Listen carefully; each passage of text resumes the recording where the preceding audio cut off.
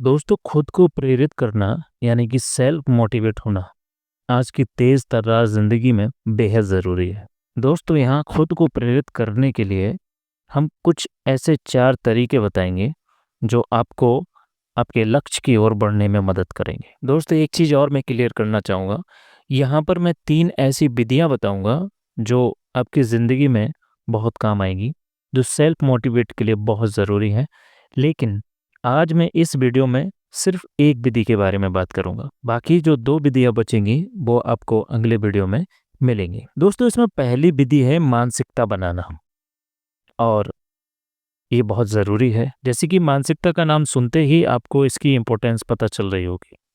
दोस्तों, इस विधि में हम आपको 4 ऐसे पॉइंट्स बताएंगे जिससे आपको बहुत ज़्यादा मदद मिलेगी सेल्फ मोटिवेट के लिए। जिसमें से पहला है सकारात्मक बने। दोस्तों, आपने बहुत सारे ऐसे वीडियो देखे होंगे जो सेल्फ मोटिवेट के ऊपर बने हुए हैं, लेकिन अब मैं आपको जो वीडियो देने वाला हूँ, इन जो विधियों को मैं बताने वाला हूँ, 3 विधियों को, जिसमें एक विधि मैं आज डिस्कस करूँगा, बाकी अगले वीडियो में डिस्कस करूँगा।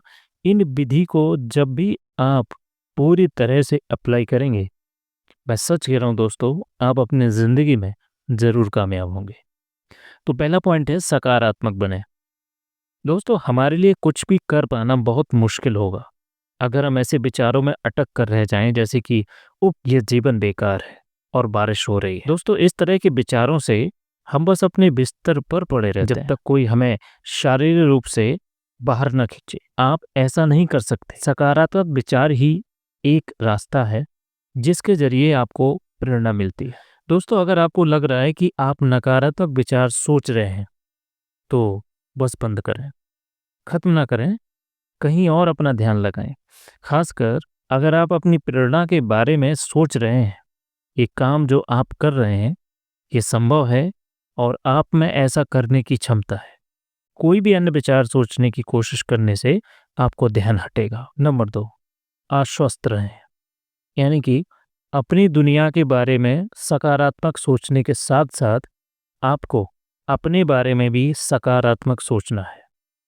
अगर आप सोचते हैं कि आप असमर्थ हैं, तो आप इस कार्य को करने के लिए प्रेरित नहीं कर रहे हैं, बल्कि आप प्रयास न करके एक आघात कर रहे हैं, यानी कि अपने साथ एक बहुत बड़ा नुकसान कर रहे हैं। आप ऐसी चीज के बारे में क्यों परेशान होंगे जो आप सोचते हैं कि आप नहीं कर सकते, है ना?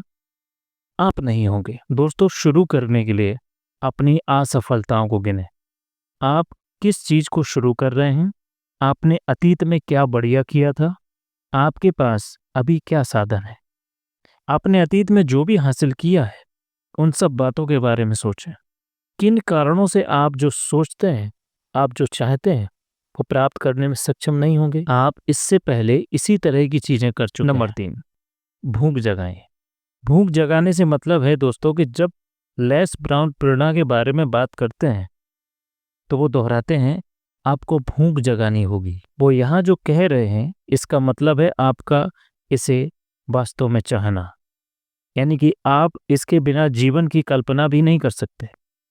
कुछ अच्छा सोचना या इच्छा मात्र होने से आपको कुछ नहीं मिलेगा। इसे वाकई में चाहें। अगर आप वास्तव में इसे नहीं चाहते हैं तो आप अपने आप को प्रेरित करने की कोशिश कर रहे हैं। दोस्तों, कभी कभी अपने आप को समझाने के लिए कि आप ये चाहते हैं थोड़ी उलझन होती है। काम पाने के लिए संघर्ष कर रहे हैं। खैर, क्या ये किसी और का भी रास्ता है? अगर आप वास्तव में छुट्टी के लिए कहीं जाना चाहते हैं तो आप उसी तरह से इसके बारे में सोचें। आप वाकई में कहीं जाना चाहते हैं और काम करने से आप वहां जा पाएंगे। मन में एक उद्देश्य रखने से आप जो नहीं करना चाहते हैं वो करना बहुत आसान हो जाएगा। एक उद्देश्य जिसके लिए आप भूखे हो। नंबर 4, इस चीज को जाने कि असफलताएं भी मिलेंगी, यानी कि आपको अपने सफर में असफलताएं भी मिलेंगी। इस पॉइंट को भी आपको अपने दिमाग में रखना है। ये चीज आपको अपने व्यवहार में ढालना महत्वपूर्ण है, संभवतः एक आजीवन आदत के रूप में। यानी कि आपको जीवन में विफलताएं मिलती रहेंगी, खुद के बारे में पूर्णतावादी होने से आपको सिर्फ निराशा मिलेगी और आप प्रयास करना छोड़ देंगे। कई बार ऐसा होता है, जब आप असफल हो जाते हैं, आपको सिर्फ इतना जानना है कि आप वापस प्रयास करने में सक्षम हैं और आप पहले से बेहतर करेंगे। आपको उदास नहीं होना है, आपको प्रयास करते रहना है और ये दिमाग में रखना है कि आप असफल भी हो सकते हैं और उस असफलता से आपको बिल्कुल भी डरना नहीं है। आपकी विफलता या असफलताओं को आपसे कोई लेना देना नहीं है और इंसान होने के नाते ये सब कुछ है। वे होती हैं, कभी कभी वे आपकी वजह से होती हैं।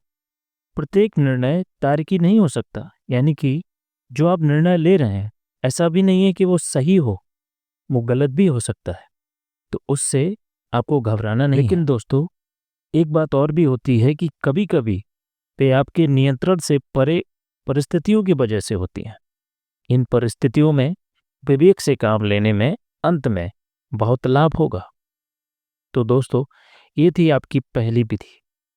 इसके बाद मैं आपको दूसरी विधि बताऊंगा, जिसमें आप 100% वो सीखेंगे जो कभी भी डिमोटिवेट नहीं होंगे। दोस्तों, वीडियो कैसा लगा?